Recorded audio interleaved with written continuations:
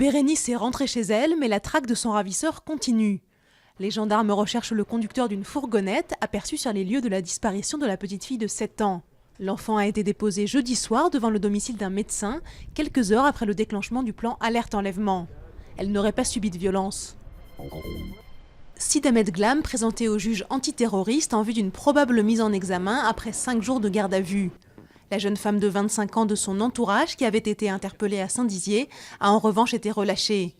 Selon le procureur, après avoir livré des explications fantaisistes sur son projet d'attentat, l'Algérien de 24 ans s'est muré dans le silence. Les Arméniens commémorent avec émotion le centenaire du génocide perpétré par les Turcs ottomans contre leurs ancêtres. 1,5 million de personnes ont trouvé la mort. La Turquie, qui rejette toujours le terme de génocide, a pour sa part choisi de célébrer en grande pompe le centenaire de la bataille de Gallipoli, bien que les combats n'aient commencé que le 25 avril. Il y a exactement 2 ans, plus de 1100 personnes trouvaient la mort dans l'effondrement du Rana Plaza. Les survivants se sont rassemblés sur les ruines de ces ateliers textiles pour protester contre la faiblesse des indemnisations qu'ils ont touchées.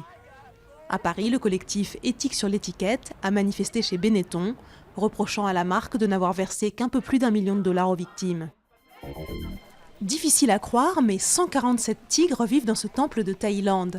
Très prisé des touristes, il se trouve au cœur d'une polémique, des accusations de mauvais traitement et de trafic d'animaux pesant sur les moines. Les autorités ont fait une descente dans le temple pour recenser les félins, mais ont pour cette fois renoncé à les saisir.